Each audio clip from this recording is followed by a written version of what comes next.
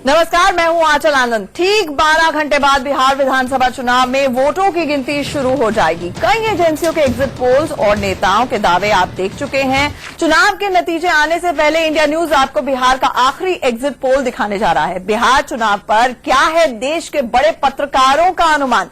देश के बड़े पत्रकारों की राय में बिहार में किसकी सरकार बन सकती है? इसी मुद्दे पर बड़ी बहस भी होगी, लेकिन पहले इस वक्त की हेडलाइंस।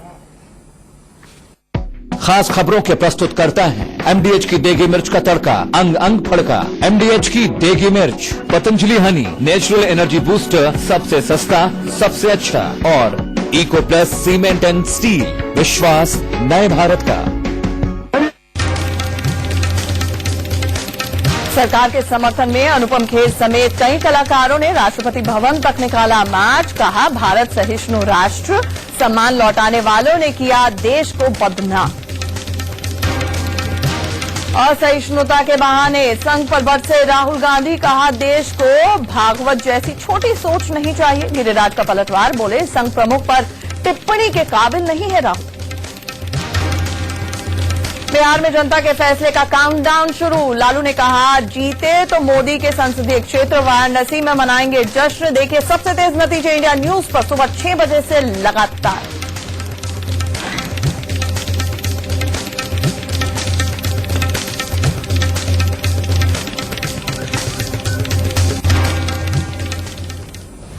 बिहार में चुनावी नतीजों को लेकर एग्जिट पोल से लेकर सट्टा बाजार तक कंफ्यूज्ड है। नरेंद्र मोदी बनाम नीतीश कुमार की सीधी लड़ाई में किसका पलड़ा भारी है? इस पर अलग अलग एजेंसियों के एग्जिट पोल्स की अलग अलग राय आई है। एनडीए के नेता 2/3 बहुमत से सरकार बनाने का दावा कर रहे हैं, तो लालू प्रसाद यादव भविष्यवाणी कर चुके हैं कि महागठबंधन 190 सीटें जीतने जा रहा है।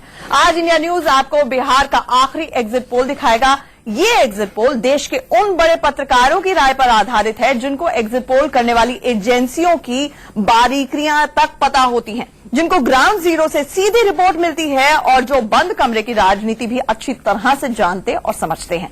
देश के इन बड़े पत्रकारों की राय में बिहार में इस बार किसकी सरकार बन सकती है, ये उन्हीं से जानेंगे और उनकी राय पर बहस भी करेंगे। लेकिन देख लेते हैं चुनाव खत्म होने के बाद नेताओं के क्या क्या दावे आए हैं।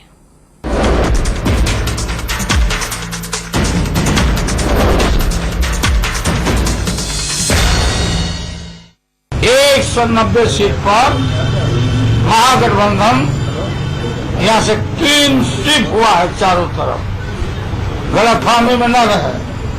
कोई सर्वेक्षण करने वाले लोग जो आकलन करके दिखा रहे हैं लोग, किन्हीं को हम बुरा भला नहीं बोलते, लेकिन आप बात करते हो एक आदमी से और लालू 1 लाख आदमी से रोज बात करता था। पहले चरण में, दूसरे चरण में, तीसरे चरण में, चौथे चरण में और अभी अभी संपन्न हुआ 5वें चरण में, सभी चरणों में Bharatiya Janata party NDA lead करने वाली और इतना लीड करने वाली है, पूर्ण बहुमत मिलने वाली है और 2/3 बहुमत मिलने वाली है। तो नेताओं को तो आज की रात नींद नहीं आने वाली है। इन पत्रकारों को भी मुझे लगता है नींद नहीं आएगी। किसी फिल्मी थ्रिलर से कम नहीं है। इंट्रोडक्शन करा देते हैं। मेरे साथ बैठे अनुज गुप्ता जी, इनसे शुरुआत करेंगे। साथ ही साथ हमारे साथ वरिष्ठ पत्रकार एनके सिंह सर, पंकज वोरा जी, प्रदीप सिंह जी और विनोद अग्निहोत्री जी जुड़ चुके हैं। तो फिल्म थ्रिलर जैसा है अनुज जी? जी बिल्कुल थ्रिलर है, क्योंकि देखिए एग्जिट पोल भी जिस तरह से डिवाइडेड है, हाँ। उसने सबको अचंभे में डाल दिया है। क्योंकि एग्जिट पोल से शेयर मार्केट भी और हम सब भी समझने की कोशिश करने वाले थे कि क्या हुआ है बिहार में। सट्टा बाजार तक कंफ्यूज है इस वक्त। अच्छा, हमें ये बताएं, आपने महागठबंधन को यहाँ पर जिता रहे हैं, अपना अनुमान बताएं हमें और उसके कारण भी बताएं। मेरा मानना है कि जिसकी भी सरकार बन रही होगी उसको स्पष्ट बहुमत मिलेगा और दोनों जो जीतने वाला गठबंधन है और जो हारने वाला गठबंधन है उनके बीच में अंतर 45 से 50 सीटों का अवश्य होगा।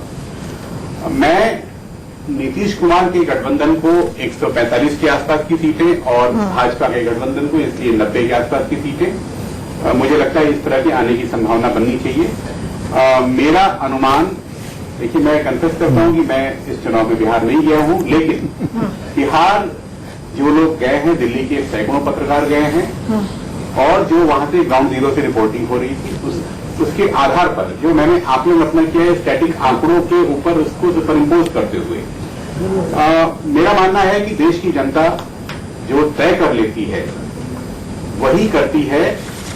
जैसे उसने दिल्ली में तय किया था नीचे केजरीवाल ऊपर मोदी, और शुरू के सर्वेक्षण भी जब दिखा रहे थे कि नीतीश कुमार को सीएम के रूप में चाहने वाले लोग अधिक हैं, तो क्यों परिवर्तन हो, पहली बात। दूसरा, महिलाओं की जो वोटिंग हुई है वो अचंभेकारी हुई है, खासकर चौथे और पांचवें चरण में। चौथे चरण में पुरुषों की तुलना में 11.5% अधिक और पांचवें चरण में 13% अधिक हुई है। यदि मैं कहूं कि सुपौल, मधुबनी और दरभंगा ये 3 ऐसे जिले बिहार में जहां पुरुषों की तुलना में महिलाओं ने 16% तक अधिक वोट डाले हैं। यानी आप कहेंगे कि महिलाओं की ज्यादा वोटिंग मतलब नीतीश कुमार ज्यादा फेवरेट है? मैं इसलिए महिलाओं ने किसको वोट दिया इसको समझने की जब कोशिश कर रहा था तो मुझे ये समझ में आया कि महिलाओं का एक रुझान हमारा अनुज गुप्ता का लगभग साथी है, और शायद यदि मैं गलत नहीं होता हूं तो शायद वो रुझान इस बार भी रहा है और उसी के सहारे में नीतीश कुमार की सरकार बनवा। चलिए अब क्वेश्चंस ले लेते हैं। प्रदीप जी, पहला सवाल अनुज जी से। महागठबंधन की सरकार बना रहे हैं, क्या आपका सवाल होगा इनसे? इन्होंने कहा कि महिला जो हैं वो एक तरह से ट्रम्प कार्ड होल्ड करे हुए हैं और उनको नीतीश जी पसंद है, महिलाओं का वोटर रेट ऊपर गया, ये एक बड़ा फैक्टर हो सकता है। नहीं अनुज जी, आपने 145 सीटें महागठबंधन को दी है, इसका मतलब है एक क्लीन स्वीप है महागठबंधन का। जिस पार्टी का या गठबंधन का क्लीन स्वीप है उसके विरोधी नेता का 26-27 रैलियां होती हैं और सब हाउसफुल कहे शब्द का इस्तेमाल कर सकते हैं, सब बड़ी सभाएं हुई हैं और उनमें लोगों का उत्साह भी दिखा है। ये किस ओर इशारा करता है? देखिए, 4-5% वोटों के अंतर पे ही बिहार का नतीजा तय होना है। यदि 44-45% जीतने वाले गठबंधन को मिल रहे होंगे तो हारने वाले गठबंधन को भी 40% वोट जरूर मिल रहे होंगे। और बीजेपी काफी ऑर्गेनाइज्ड पार्टी है, आरएसएस पूरा उसके लिए जमीन पर काम कर रहा था, इसलिए रैलियों में भीड़ होना स्वाभाविक है और उनके कार्यकर्ता उत्साह में यदि न भरे हुए हों तो चुनाव का आनंद नहीं होगा। हमने लोकसभा चुनाव के समय एक पैटर्न देखा और उसको छोटे पैमाने पे आम आदमी पार्टी ने दिल्ली में किया था कि शुरू के आगे के 10-20 हजार लोग अपने बीजेपी की रैलियों में, मोदी साहब की रैलियों में और केजरीवाल की रैलियों में 2000 ये अपने लोग होंगे जो कि हर चीज में, यानी कोई चीज कुल 26 रैलियां की है प्रधानमंत्री ने, कुल 26 रैलियां की हैं और इतने सारे रैली क्यों करनी पड़ गई, क्यों करनी पड़ गई, ये बड़ा सवाल है। और मुझे लगता है अधिक रैलियां इसीलिए करनी पड़ गई क्योंकि ग्राउंड रिपोर्ट से पहले उनको खबर आ रही थी कि चुनाव बहुत कठिन है और चुनाव बहुत कठिन है। ये लोकसभा के स्टैटिक आंकड़ों पर महागठबंधन के बनते ही वो भी दिखने लगा था, इसलिए महागठबंधन इसीलिए बना और इसीलिए उसको तोड़ने के लिए मांझी को बीजेपी ने अपने साथ लिया और इतनी अधिक रैलियां मोदी साहब को करनी पड़ी। तो मोदी साहब का टेस्ट। हमारे साथ जयशंकर गुप्ता जी भी वरिष्ठ पत्रकार जुड़े हुए हैं, आपका सवाल। नहीं अनुज, हम आपकी बात से लगभग सहमत से हैं, लेकिन एक चीज है जो अभी जैसा प्रदीप भाई ने भी कहा है कि प्रधानमंत्री नरेंद्र मोदी की सभाओं में काफी लोग जुड़े, युवाओं की भी सहभागिता काफी दिखाई दी, उसको आप किस रूप में देखते हो? बिल्कुल, मैं कहूंगा कि जिस सर्वेक्षण ने 155 सीटें बीजेपी को दी हैं, अभी जो एग्जिट पोल 2 दिन पहले टुडे चाणक्य ने जो दिया है, उसने भी युवाओं के वोट और जो बीजेपी और आरजेडी गठबंधन को मिल रहे, महागठबंधन को मिल रहे हैं, उसमें 6-7% वोटों का ही डिफरेंस दिखाया है केवल। तो युवा केवल सारे के सारे मोदी के पक्ष में वोट डाल रहे होंगे ऐसा नहीं है, बहुत बड़ा हिस्सा यानी 35 और 40 यदि 5-6% का अंतर रहना हो तो दूसरी तरफ भी गया हुआ है, तो युवा दोनों तरफ गए हुए हैं। तो आपको क्या लगता है अभी कुल मिला के अगर नक्शल में देखा जाए 3 पॉइंटर्स कि आपने किस एनालिसिस के ऊपर ये किया? पहली चीज, महागठबंधन पहले दिन से मुझे मजबूत नजर आता है आंकड़ों पर। दूसरा, लालू प्रसाद यादव के यादव वोट क्या ट्रांसफर हो पाएंगे, ये पहले दिन से एक बड़ा सवाल बीजेपी की अपनी रणनीति के अंदर भी था, लेकिन ग्राउंड रिपोर्ट जो रिपोर्टर्स आपके भी वहां थे वो सब बता रहे थे कि पहले और दूसरे चरण में वो वोट ट्रांसफर हुए हैं। ठीक है, ठीक है, वो मेरे लिए बड़ा इंडिकेटर है, बड़ा इंडिकेटर है आपके लिए। आपके इंडिकेशंस के लिए बहुत बहुत शुक्रिया। आप अपनी सीट पर चले जाएं। विनोद जी, माइक अगर आप उन्हीं को हैंड ओवर कर दें। आइए विनोद जी।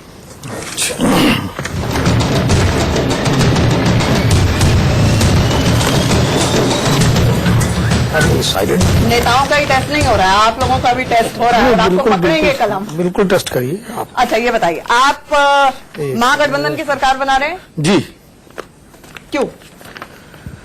देखिए, हम बना नहीं रहे, बनाएगी तो जनता। क्योंकि ऑन पेपर आपको लगता है कि महागठबंधन बेहतर है, या जमीन से भी जो रिपोर्ट्स आ रही मैं हैं? खुद बिहार गया, ठीक है, जब तक मैं बिहार नहीं गया था, दिल्ली में था, तो मुझे लग रहा था कि जो संसाधनों का बल, नरेंद्र मोदी की अपील, भारतीय जनता पार्टी का संगठन, आरएसएस का पूरा जमीनी काम और केंद्र सरकार की ताकत, बहुत सारी चीजें थी, वो भाजपा के पक्ष में दिखाई पड़ रही थी। तो मुझे भी लगता था कि मामला जो है इतना आसान नहीं है महागठबंधन के लिए, और हो सकता है शायद एनडीए आगे निकल जाए। लेकिन जब मैं बिहार गया, और 2 राउंड बिहार गया, मैं 4 अक्टूबर से लेकर 10 अक्टूबर तक बिहार में रहा, घूमा, उसके बाद फिर मैं 27 अक्टूबर तक बिहार में रहा, 24 अक्टूबर गया था। और वहां जाकर जब मैंने लोगों से बात की, और पटना शहर में भी लोगों से बात की, पटना शहर तो भाजपा का गढ़ है, मैं लोकसभा चुनाव में भी गया था, लोकसभा चुनाव में पटना में घूमा, तो वहां मुझे कोई आदमी बीजेपी के अलावा दूसरी बात करता नहीं मिलता था। इस बार मुझे 10 लोगों से मैं बात करता था, तो 4-5 आदमी मुझे अगर भाजपा की बात करते मिलते थे, तो 4-5 मुझे नीतीश कुमार की तारीफ करते हुए मिल जाते थे, और 1-2 लोग कहते थे भाई पता नहीं, देखेंगे क्या हो रहा है। तो मतलब लगभग ये स्थिति थी। शत्रुघ्न फैक्टर तो नहीं था पटना? शत्रुघ्न फैक्टर को मैं इसलिए महत्वपूर्ण नहीं, मैं नीतीश कुमार फैक्टर है। अच्छा, नंबर 1। दूसरा जो है, जो प्रचार का जो पूरा जोर है, देखिए लोकसभा चुनाव में जितना आक्रामक प्रचार भारतीय जनता पार्टी ने मोदी जी ने किया था, उसके सामने विपक्ष पूरी तरह धाराशायी था। इस बार प्रचार में नीतीश कुमार, महागठबंधन के नेता, वहीं से मैं बार बार नीतीश कुमार का नाम ले रहा हूं, वो मैं कह रहा हूं कि भाजपा से अगर 21 नहीं रहे होंगे तो 19 तो कहीं नहीं थे। अगर पटना हो, मुजफ्फरपुर हो, समस्तीपुर हो, कहीं आप जाइए, अगर लेकिन आप 4 होर्डिंग बोल रहे हैं कि 19 नहीं थे, 21 नहीं थे, इसलिए आंकड़ों पर आपके नजर डालना बहुत जरूरी हो जाता है, क्योंकि आप भी क्लीन स्वीप दे रहे हैं महागठबंधन को, तो फिर टांकी देखिए। बताइए, आपने आंकड़े खुद बताइए विनोद जी। भाई मेरे आंकड़े जो है आपके पास हैं, 100 कितना है, 145 से 150 सीटें मैंने महागठबंधन को दी हैं, 90 से 95 सीटें मैंने भाजपा प्लस यानी एनडीए को दी हैं, और 5 से 7 सीटें मैंने अन्य के खाते में डाली हैं।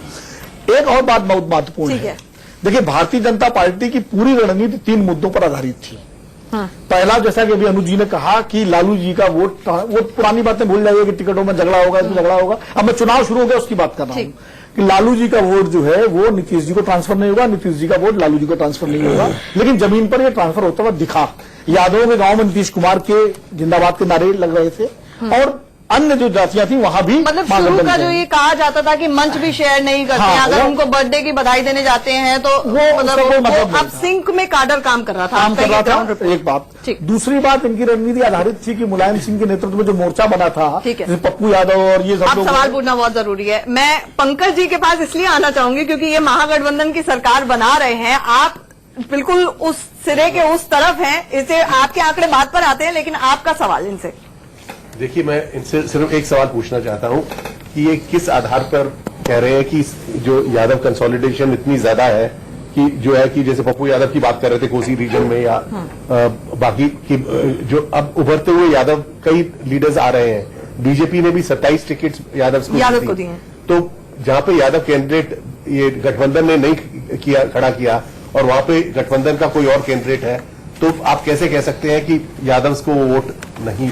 यादव मतलब क्या आरजेडी ही यादव खड़ा करेगी या महागठबंधन यादव खड़ा करेगा? यादव बीजेपी ने भी तो खड़े किए, बिल्कुल खड़े किए हैं। देखिए 100% वोट तो किसी जाति का किसी को नहीं मिलता, ये मान के चलिए 70 से 80% वोट, 85% वोट ही होता है, वही माना जाता है। मायावती को भी सारे दलित वोट नहीं मिलते उत्तर प्रदेश में, कुछ परसेंट दूसरी पार्टियों को भी जाते हैं।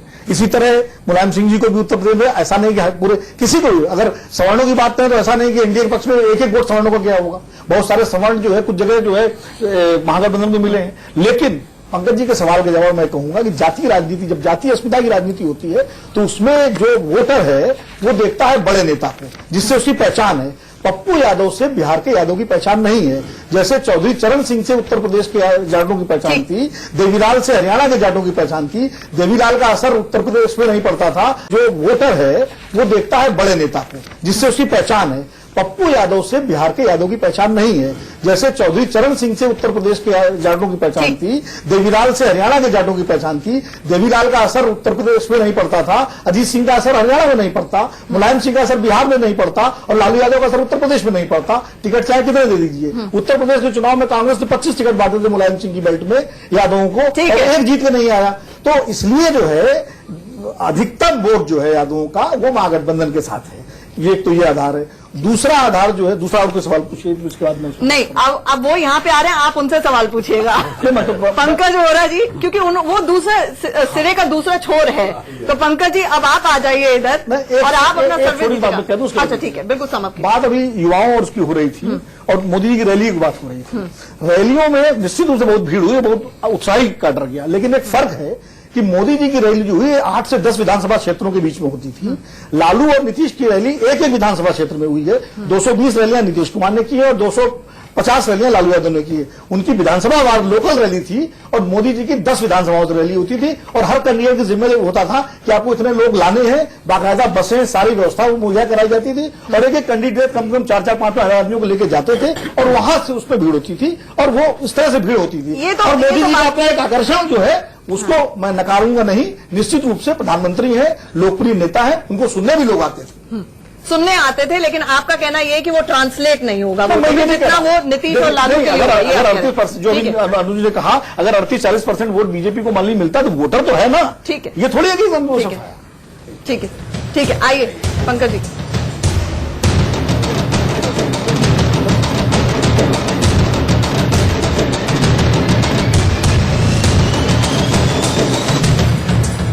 जी पंकज, अमित शाह जी, आपका जो आंकड़े आए हैं वो देखकर कम से कम बहुत खुश होंगे, क्योंकि 2 महागठबंधन की सरकार यहां पर बना के गए हैं। आप ना सिर्फ क्लीन स्वीप दे रहे हैं, आप लगभग अब तो बीजेपी ने 180 की बात करनी छोड़ दी है, आप तो उससे भी ज्यादा सीटें दे रहे हैं। मतलब एनडीए को दे रहा हूँ 160-165 के बीच में। मैं इसलिए ये आंकड़ा दे रहा हूँ क्योंकि जो है मेरा मानना यह है कि जो बिहार की राजनीति अभी तक हुई है, जितने पहले भी चुनाव हुए हैं, बेसिकली बिहार की पॉलिटिक्स जो है कास्ट बेस्ड पॉलिटिक्स है। बिहार में ये गवर्नेंस और डेवलपमेंट वगैरह ये कोई फैक्टर्स नहीं है, ना नरेंद्र मोदी फैक्टर है, ना आरएसएस फैक्टर है। बेसिकली कास्ट की जो कॉम्बिनेशन है और किस तरह से कास्ट कॉम्बिनेशंस बनती हैं, उसके आधार पे वोट एंड में दिए जाते हैं। उस बेसिस के ऊपर जो है दिल्ली में ज्यादातर लोग जो है वो बात कर रहे हैं कि कुर्मी, यादव और मुस्लिम कंसोलिडेशन हुई है। लेकिन इस बात को कोई नहीं उठा रहा कि दूसरी तरफ भी बहुत जबरदस्त कंसोलिडेशन इस बार हुई है। पहली मर्तबा ऐसा हुआ है कि फॉरवर्ड कास्ट जो है, जिसमें जो है कि पूरी 100% यूनिटी है बाय एंड लार्ज जो फॉरवर्ड कास्ट है। आज तक जो भूमियार्स और राजपूत एक दूसरे के साथ नहीं रहे, भूमियार्स और कायस ज्यादातर एक साथ नहीं रहे, लेकिन इस बार 100% यूनिटी फॉरवर्ड कास्ट की है। ओबीसीज जो है वो डिवाइडेड है और जो ईबीसीज जो है उसमें भी जो है एक बहुत बड़ा वो है काहर्स और मलार्स का जो बीजेपी की तरफ झुका हुआ है। और जो महादलित है। पंकज जी, आपने जो सीटें दी है वो देख लें एक बारी, आप खुद ही बताएंगे। देखिए, मेरे अनुमान से एनडीए को 160-165 के करीब सीट्स मिलनी चाहिए और जो है लालू और नीतीश और जो गठबंधन है, ग्रैंड अलायंस जो है जिसको हम कहते हैं, कि इनको जो है इनको भी 60-65 के बीच में मिलनी चाहिए। तो ऐसा मेरा मानना है। और ये कास्ट बेस्ड जो पॉलिटिक्स है बिहार की, उसको मद्देनजर रखकर ये इस बिहार में कहा जाता है people don't cast their vote, they vote their caste. Anuj ji, लेकिन कास्ट के आधार पर भी वो कह रहे हैं फॉरवर्ड जितने हैं उनका कंसोलिडेटेड वोट है, लेकिन वो कुल मिला के कितना वोट है? और अगर कास्ट की भी बात की जाए, अगर कास्ट पे ही चुनाव हुआ है तो कास्ट अर्थमेटिक तो पूरी तरह से देखा जाए तो वो तो महागठबंधन के हाथ में होना चाहिए। फॉरवर्ड फिलहाल ये तो यादव के बराबर और 17-18% मुस्लिम वो अलग से। तो इसलिए कास्ट के आंकड़े जोड़कर तो हम शायद नतीजे पे नहीं पहुंच पाएंगे। पंकज जी जो कह रहे हैं उसमें जो इतर जातियां जिसके बारे में कोई सही अंदाज नहीं लगा पा रहे वो किधर वोट डाल रहे होंगे, पंकज जी का शायद ये मानना है कि उसमें से अधिकांश लोग जो है एनडीए की तरफ वोट करने वाले। ईबीसी को कायदा ये ऑन ब्लॉक जो है वो एनडीए की तरफ वोट। नहीं, इसमें मैं एक थोड़ी जोड़ूंगा। चल ठीक है। ईबीसी एक सिंगल एंटिटी नहीं है, उसमें 130 जातियां हैं, छोटी मोटी, और हर जाति का वोटिंग पैटर्न अलग है।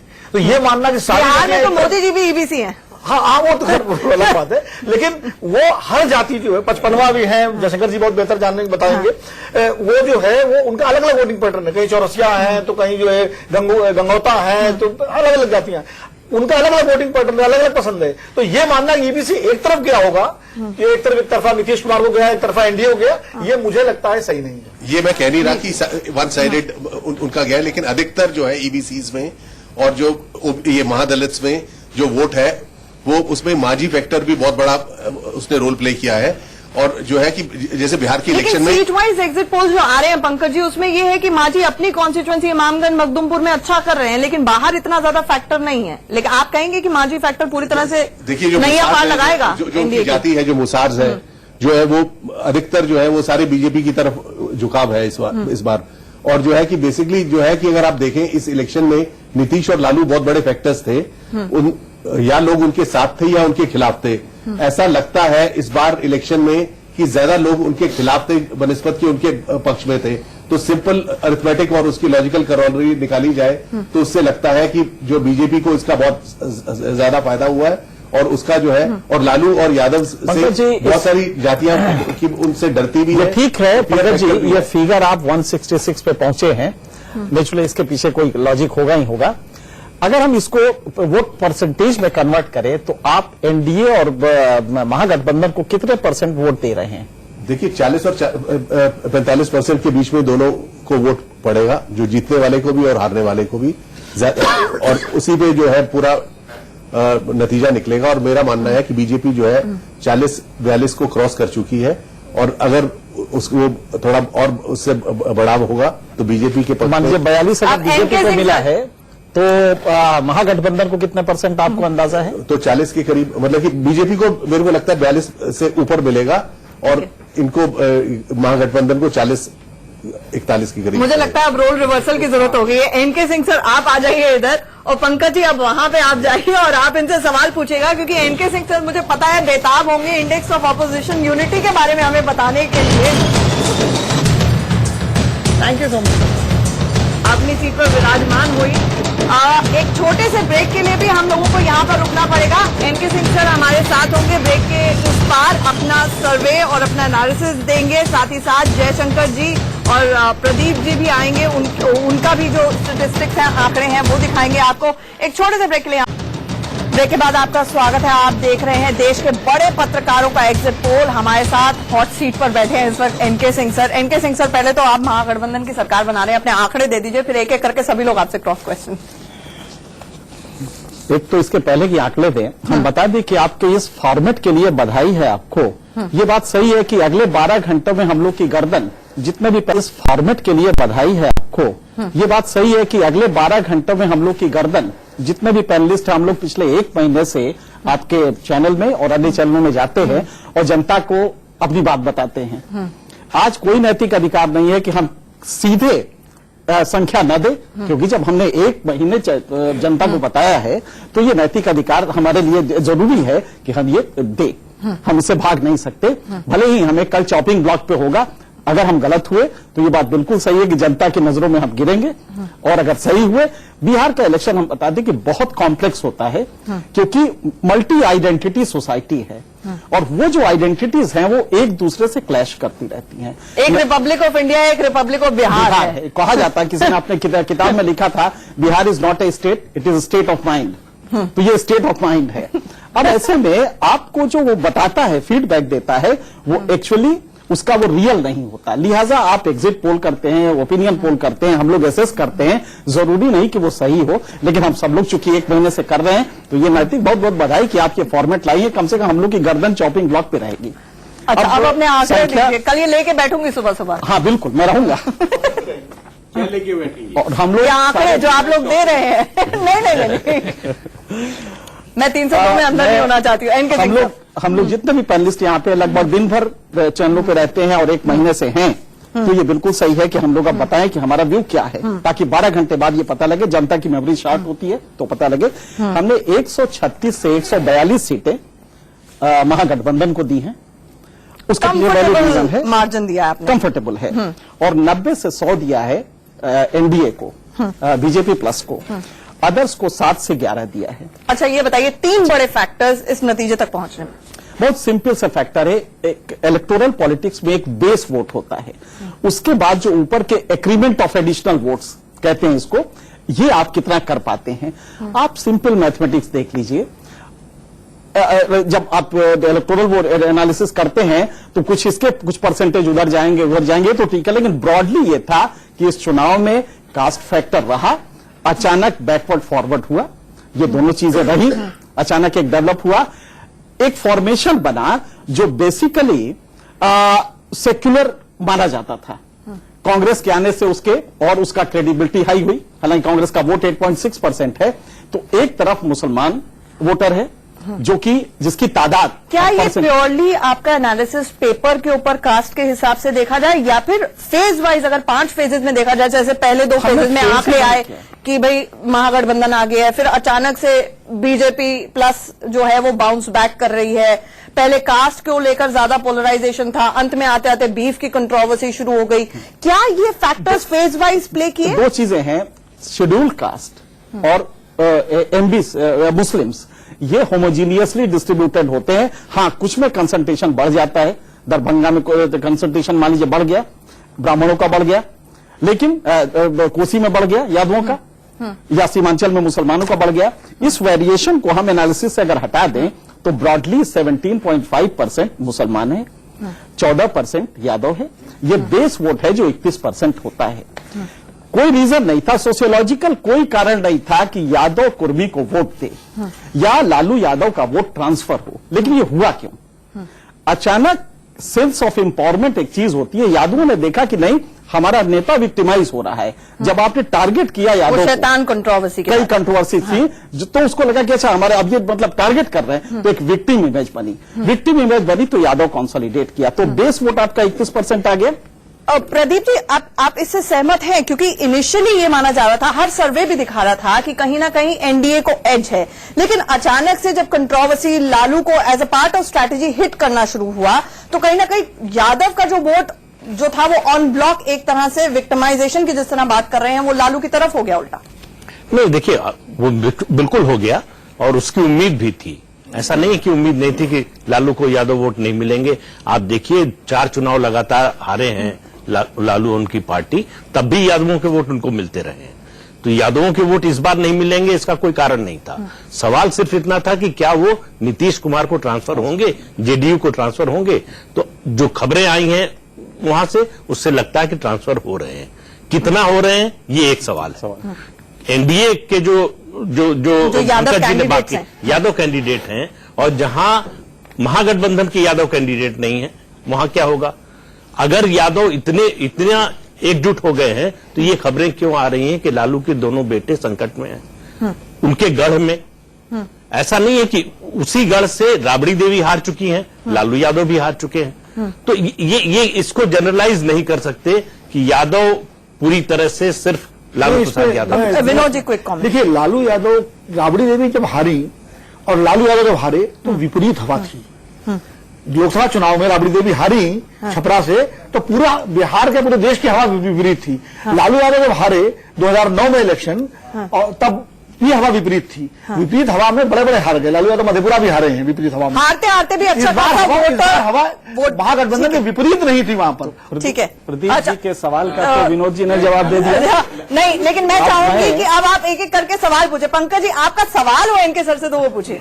नहीं, मैं एनके सिंह साहब से बस यही पूछना चाहता हूं कि ये जो है, ये पूरी जो ये परसेंटेजेस गिना रहे हैं, क्या ये परसेंटेजेस जो है कि हर कॉन्स्टिट्यूएंसी वाइज जो है कि उसी तरीके से क्या डलेंगी? कॉन्स्टिट्यूएंसी वेरिएशंस होते हैं, लेकिन जब आप जनरल एनालिसिस करते हैं तो जो आपके पास डाटा होते हैं उन्हीं से करते हैं। कॉन्स्टिट्यूएंसी वेरिएंट्स अलग लेते हैं, उसके लिए अलग फॉर्मेट है। लेकिन इस कॉन्स्टिट्यूएंसी में कितना रहा, उस कॉन्स्टिट्यूएंसी में, तब आपको 243 कॉन्स्टिट्यूएंसीज में जाना पड़ता है। लेकिन एक जनरल बिहेवियरल पैटर्न देखा जाता है। मैं आपको एक चीज बता दूं, आप लोग मुतासिर होंगे मेरी बात से जी। 2014 के इलेक्शन में मोदी जी का जलवा, मोदी जी की पब्लिक एक्सेप्टेबिलिटी दुनिया जानती है। वो 1.5 साल बाद वही नहीं रही, ये भी आप लोग भी मानेंगे, कुछ कम हुआ है। नहीं, अमित शाह जी तो अभी भी इंटरव्यू में कह रहे हैं कि वेव है, सुनामी हो जाएगी। हाँ नहीं, मेरा लॉजिकल प्रेमाइस देख लीजिए। हाँ। मोदी जी का जो 2014 में था, पब्लिक एक्सेप्टेबिलिटी बुलंदी पे जिस थी, उससे कुछ कम हुआ, ये सब लोग मानेंगे। हम ना कहते वैसा ही था।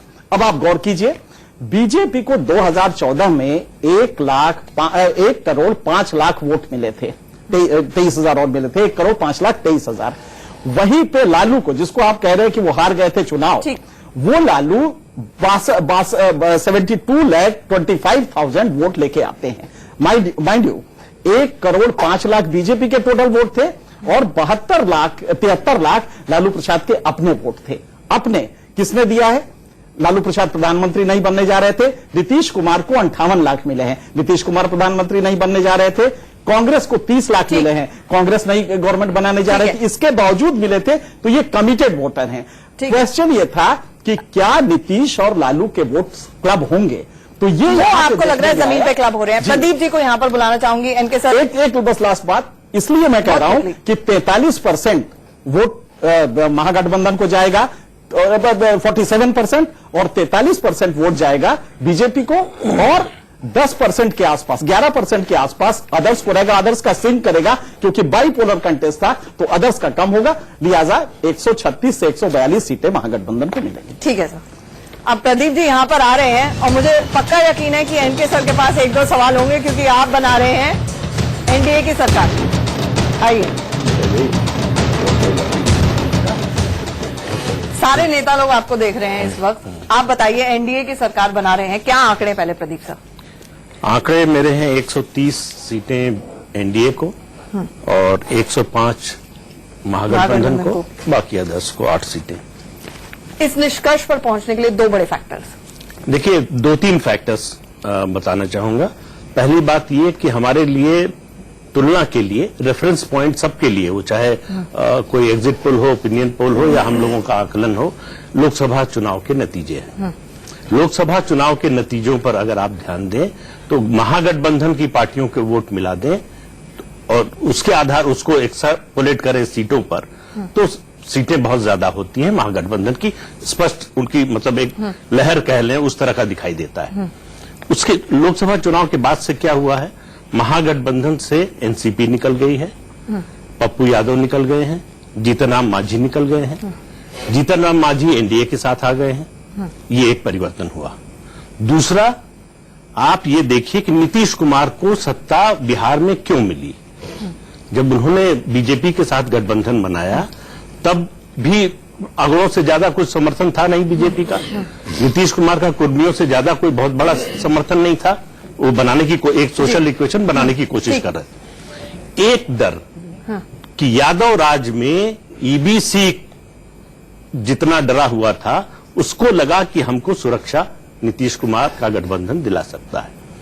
आज नीतीश कुमार के साथ लालू यादव फिर हैं, तो क्या नीतीश कुमार इन लोगों को ये समझा पाने में कामयाब रहे कि उनकी सुरक्षा, उनको सुरक्षा मिलेगी? विनोद जी, चुनाव प्रचार में ईबीसी हो गए मोदी जी, यही नहीं 8 साल तक लगातार नीतीश कुमार ईबीसी पर वर्क करते रहे और जाते जाते मांझी को पहले सीएम बनाया, फिर सीएम से हटाया। कहीं ना कहीं रॉन्ग मूव्स रही हैं। तो जो प्रदीप जी कह रहे हैं, ये फैक्टर कितना बड़ा होगा? नहीं, देखिए, आपका सवाल। नहीं, मैं पहले आपके सवाल पर थोड़ा सा मैं कह दूं, फिर मैं सवाल प्रदीप जी से करूंगा जरूर। मांझी फैक्टर का निश्चित रूप से महागठबंधन को नुकसान हुआ है। जो मुसहर वोट है वो शिफ्ट हुआ है, ऐसा नहीं, मैं नहीं कहूंगा कि नुकसान नहीं हुआ।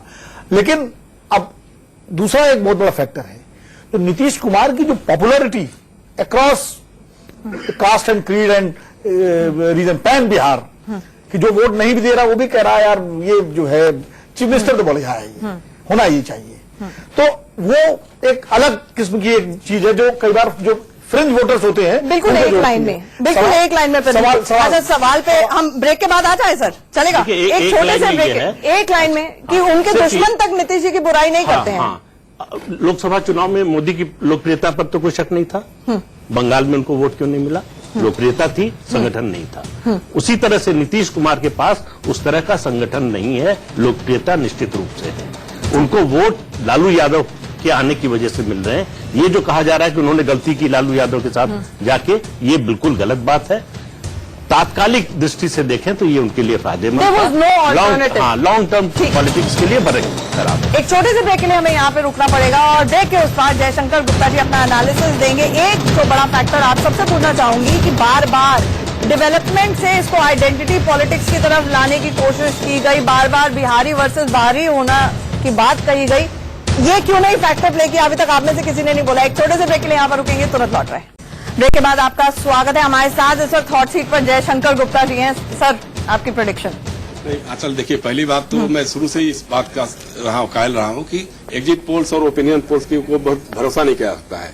अब चूंकि फॉर्मेट आपका ऐसा है तो हमको बताना पड़ रहा है, नहीं तो हमारी जो कोशिश रहती है कि परिस्थितियों का विश्लेषण करें हम कि क्या हो रहा है। लेकिन अब चूंकि आपका फॉर्मेट है तो मैं बता रहा हूं, अब इसमें हमको तो लगता है इसे ज्यादा भी हो सकता है। हाँ, लेकिन थोड़ा सा एरर मार्जिन लेके चलते हैं। चलिए बताइए। हमने जो बनाया है वो बीजेपी गठबंधन को, भाजपा गठबंधन को 92 to 95, 92 से 95 सीटें, और जनता दल यू गठबंधन को, महागठबंधन को 135 से 140 सीटें हमने, यानी महागठबंधन सरकार बना रहे हैं, कंफर्टेबल मार्जिन सरकार बना रहा है। हाँ, विश्वास के साथ बना रही है सरकार जी। क्योंकि पंकज जी एक दूसरे छोर पर हैं। पंकज जी, आप तो 160 से 165 सीटें बीजेपी को दे रहे हैं। जयशंकर गुप्ता जी से सवाल।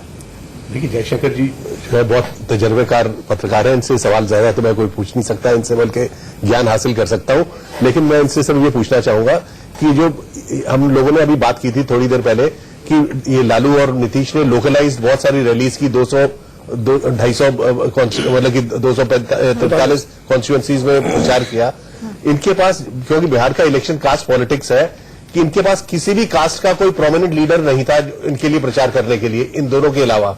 उसके ऊपर आप क्या कहना चाहेंगे? नहीं, लोग इसी में एक सवाल जोड़ दें कि जो बात हो रही, महिलाओं का वोट बहुत ज्यादा पड़ा है, तो क्या आपको लगता है लालू प्रसाद यादव के साथ होने के बावजूद नीतीश कुमार को और उस गठबंधन को महिलाओं का ज्यादा वोट मिलेगा एनडीए की तुलना में? दोनों फैक्टर क्विकली।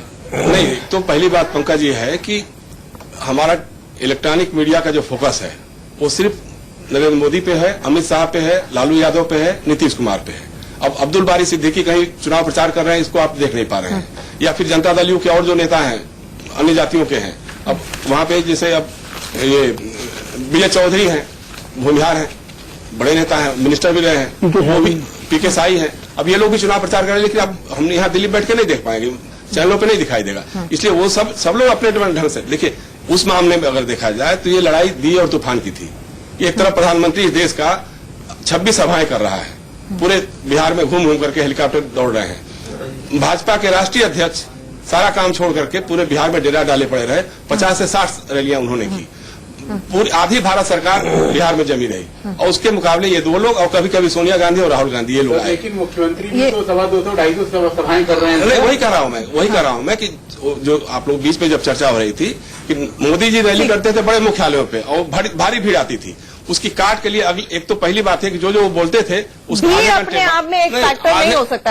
आधे घंटे बाद नीतीश कुमार उसका प्रेस कॉन्फ्रेंस करके खंडन कर देते, प्रेस कॉन्फ्रेंस करते थे, ट्वीट करते थे। हाँ, उनकी रैलियों में जो आया, देखिए एक तो पहले क्या रहा, अब जैसे उस सभाओं में सवाल करते थे, बिजली आई, वहाँ बिजली जल रही थी, गांव में वहाँ पे अभी भी 20 से 22 घंटे बिजली जल रही है। जयशंकर जी, महागठबंधन में कोई दलित फेस नहीं था। नहीं, उदय नारायण, एक सेकंड, मुझे लगता है कि आप लोगों को उदय नारायण चौधरी बहुत वक्त मिलेगा, और कल खास तौर से ये 2 पन्ने का डॉक्यूमेंट जो मेरे हाथ में रहने वाला है उस पर आप सबसे क्रॉस क्वेश्चनिंग होगी। ठीक है, उदय नारायण चौधरी थे, आप श्याम रजक थे, रमई राम थे। देखिए, अच्छा, आप कॉफी पर बाकी की चर्चा करते हैं। जयशंकर जी, आप सब और आपका और सभी लोगों का हमारे साथ जुड़ने के लिए बहुत बहुत शुक्रिया। लेकिन ये तय है कि जिस तरह से इन सबकी राय आई है, किसी फिल्म थ्रिलर से कम नहीं है, और नेता लोग खास तौर से ये देख रहे होंगे एग्जिट पोल। बड़े पत्रकारों के पास ग्राउंड जीरो से रिपोर्ट्स आई हैं, उन्होंने अपने आंकड़े आपको डिस्क्लोज किए हैं। कल इन्हीं आंकड़ों के साथ बैठेंगे, एक छोटा